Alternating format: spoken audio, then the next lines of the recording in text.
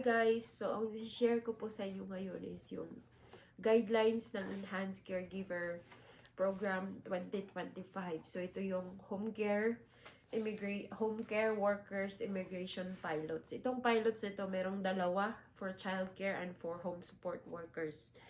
And meron siyang streams na dalawa rin, workers in Canada and workers outside in Canada. So yung magbubukas ngayong March 31, yun po yung workers in Canada. So yung outside po, maghihintay po ng announcement na lalabas ng IRCC po sa website nila. And then itong workers in Canada, ang requirements naman nito is yung apat, diba? I mean, marami pa, but these are the major requirements mo, yung get a full-time job offer from a Canadian employers outside Quebec, outside Quebec.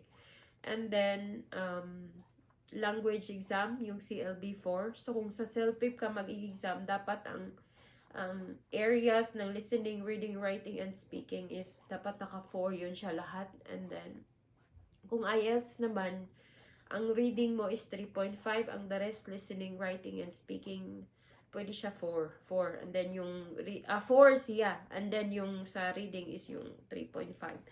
And then, yung sa stream na to, yung March 31 is for the inside only, mag-iintay yung outside. And then, who can apply? So, kung eligible ka, ikaw mismo mag-check ng kung merong mag-check ng requirements mo and your documents kung eligible ka ba to apply. Because alam mo sa sarili mo kung eligible ka ba or hindi. Sa base sa mga checklist ng requirements na ihahanda mo. So, yung who can apply, yung apat na, di ba? Meron akong, yung apat na shinare ko. So kung sa language na nag-exam ka na sa IELTS, meron ka ng result. I-keep mo yung result kasi isasali yun, isasubmit yun siya yung test report form na yung result na binigay ng language center na anunuhan mo, na in-examan mo. Kasi isasali yung result ng test. So yung sa education naman, sa ECA, kailangan mong makatapos ng at least 2 years course sa Pilipinas sa meron kang diploma and certificate na ipapakita. Kasi, halimbawa, kung magpa-assess ka sa mga assessment centers dito sa Canada, tapos ang course mo is, dapat siya 4 years course, and then naka 3rd year ka lang, incomplete po siya, hindi po siya i-assess ng assessment center. Ibabalik po sa inyo ang reason is this course is supposed to be a 4 years course pero kulang. So yun yung nagtanong sa akin na anong gagawin. Ang ma-advise ko is tatapusin niyo yung kurso na yun kasi 'di ba gaya ngayon ang outside hindi pa rin naman nagbubukas, tapos nagpa-assess siya, but yung sayang yung pera kasi nagpa-assess ka na, binayaran mo na yun, tapos hindi pala, kulang pala ang program kasi ang program is 4 years and tinapos mo lang is 3rd year, so hindi mo nabuo yung 4 years course. So sasabihin doon sa result na incomplete, so wala kang result talaga na ito ang comparative analysis dito sa Canada, kasi ang sasabihin ng response sa'yo ng assessment center is kulang ang program na ito, kulang ang natapos mo sa supposed to be sa program na dapat mong makuha. So yun, so ano yung ang tawag nito, saang assessment centers ka dapat magpa-assess ng education mo. So sa meron ditong CES, Comparative Education Service sa University of Toronto School of Continuing Studies. So, na-designate sila April 17, 2013. Ang ICAS, International Credential Assessment Service of Canada. So, April 17 din sila na-designate 2013. Yung World Education Services, yan yung assessment center ko, yung West. World Education Services. So, na-designate sila April 17, 2013 din. Kasi these are the years na yung bagong program ng 2019 na-require na kami ng ECA and language test. So, an IQAS, IQAS, International Qualifications Assessment Service. So ito yung August 6, 2016 sila na-designate na as assessment center. And ICES, International Credential Evaluation Services service. So August 6, 2015. So these are 1, 2, 3, 4, 5. 5 assessment centers na pagpipilian mo kung doon ka ba magpa-assess sa kanila. So, yun. So, dati ang advice sa akin sa Wesca kasi 1 month lang may result na kaagad. I don't know sa other assessment centers, no, kasi yung kasabayan ko dati, matagal ang sa kanila. But I don't know now, it's because 2025 na kasi. Nung panahon namin, 2021, 2022, ako nag-submit. Yung mga years na yun, mabilis ang West, 1 month lang. But ngayon, dahil sa daming backlog, sa daming nagpapa-assess, medyo slow.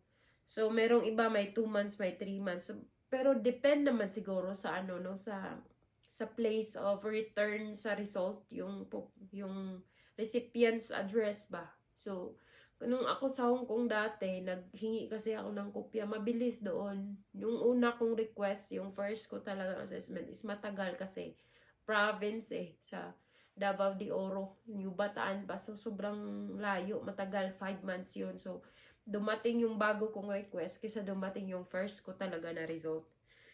So, yun. And then, you have to check the websites of the approved organizations and contact them directly to find out what documents you will need, how much it will cost, and how long an assessment will take. So, ito yung aalamin mo sa website mismo nila kung magkano babayaran mo, anong documents na kailangan mo, and how long will it take yung assessment. And then, yun, mag-apply ka na ng assessment. So, make sure na ang pag-apply mo, meron ka kasing pagpipilian doon sa website nila. Sa website nila, merong choose na for academic or for immigration purposes. So, kung mag-apply ka ng for caregiver, ang pipiliin mo doon is for immigration purposes. So, gather all your documents the organizations needs to assess your education and ask your school for multiple copies of your degrees, diplomas, transcripts, and etc.